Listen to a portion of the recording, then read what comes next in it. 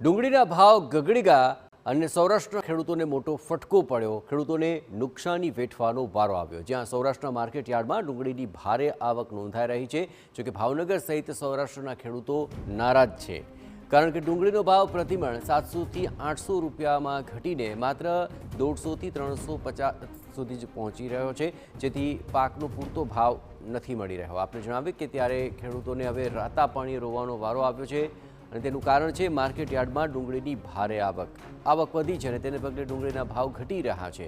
બીજી તરફ સરકારે ડુંગળીના એક્સપોર્ટ પર 20% ડ્યુટી લગાવી, જેથી નાના ખેડૂતો એક્સપોર્ટ નથી કરી શકતા।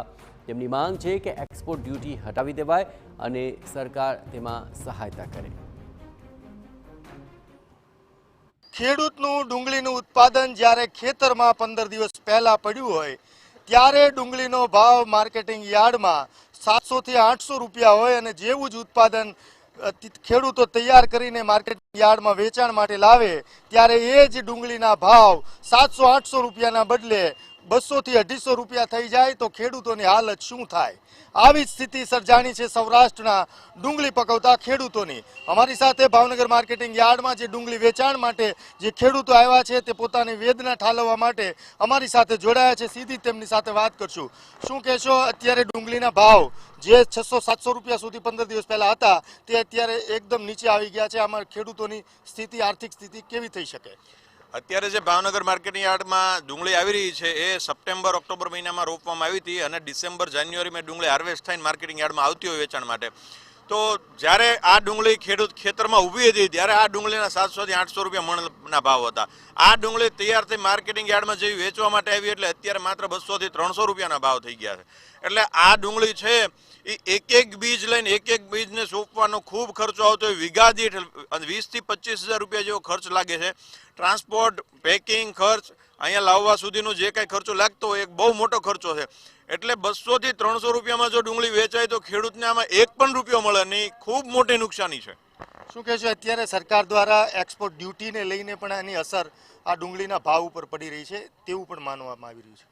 સરકારે જે એક્સપોર્ટ ઉપર 20% ડ્યુટી લગાડી છે, હાલ તો ગુજરાતના મોટાભાગના યાર્ડોમાં એના માટે રજૂઆત થઈ છે। જો સરકાર આ ડ્યુટી હટાવી લે તો ખેડૂતોને જે છે એ મણકે 100 રૂપિયા જેવો ફાયદો થઈ શકે। તો સરકાર આના માટે વહેલી તકે વિચારવું જોઈએ અને ખેડૂતોના હિતમાં સારો એવો નિર્ણય લેવો જોઈએ। તમે પણ ગામડામાંથી એક સામાન્ય ખેડૂત છો, ડુંગળી વેચવા આવી રહ્યા છો, તમને એવું હતું કે ભાવ મળશે, આજે તમને ભાવ નથી મળ્યા। હું સાહેબ વિછિયા તાલુકામાંથી ડુંગળી લઈને આ ભાવનગર માર્કેટિંગ યાર્ડમાં વેચવા આવ્યો છું। 200 રૂપિયા 210 રૂપિયામાં મારી ડુંગળી વેચાણી। હવે 250 રૂપિયાનો તો ખર્ચો છે, મજૂરીને આતે ગણવી, એટલે મારે ગાંઠના 46 રૂપિયા તોડી અને રાજી થઈને જવાનું છે। એટલે અમારે સરકારની વિનંતી છે કે કંઈક આનો યોગ્ય તાત્કાલિક નિર્ણય લઈ અને ખેડૂતને પોષણક્ષમ ભાવ મળે એવી અમારી ખેડૂતની રજૂઆત છે। આ હતા રાજકોટ જિલ્લાના ભાઈ। અત્યારે અમારી સાથે એક ખેડૂત જોડાયા છે જે છે જુનાગઢથી અહીંયા ડુંગળી વેચાણ માટે આવ્યા છે, તો એની સાથે વાત કરશું। તમે જુનાગઢથી ભાવનગર કઈ આશા સાથે આવ્યા હતા? અમે 2 પૈસા કમાવાની આશા આવ્યા કે અમારે ડુંગળીના ભાવ 215 રૂપિયા આજે થયા, બરોબર છે। અમારી કાલે વારો નહોતો આવ્યો એટલે આજ રાત અહીંયા રોકાવું પડ્યું। આજ અમારો તોલ થયો, બરોબર છે। અમે 2 દિવસ થયા તો અહીંયા હેરાન થઈએ છીએ, તો અમારી ડુંગળીના પૈસા અમને પૂરા મળતા નથી।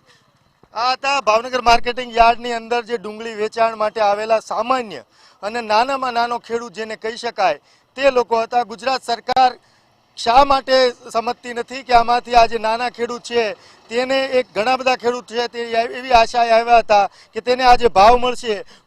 એક ખેડૂત છે તેને પોતાના દીકરાની ફી ભરવાની છે, એક ખેડૂત છે તેને પોતાની દીકરીનું આણું લાવવા આ વર્ષે કરવાનું છે, એક ખેડૂત છે તેને પોતાના દીકરાના લગ્ન પાછળ ખર્ચો કરવાનો છે। આ બધા જ જ્યારે ડુંગળી વાવી હતી ત્યારે સપનાના વાવેતર જેમ કર્યા હોય કે આ પૈસાથી ઘરનું ગુજરાન ચાલશે, આ પ્રકારના પ્રસંગો અને ભણતર થશે, પરંતુ જે 600-700 રૂપિયાના બદલે અત્યારે ડુંગળીનો ભાવ 200-250 રૂપિયા થઈ જતા આ ખેડૂતના જે સપનાના વાવેતર હતા તે સમાપ્ત થઈ ગયા છે।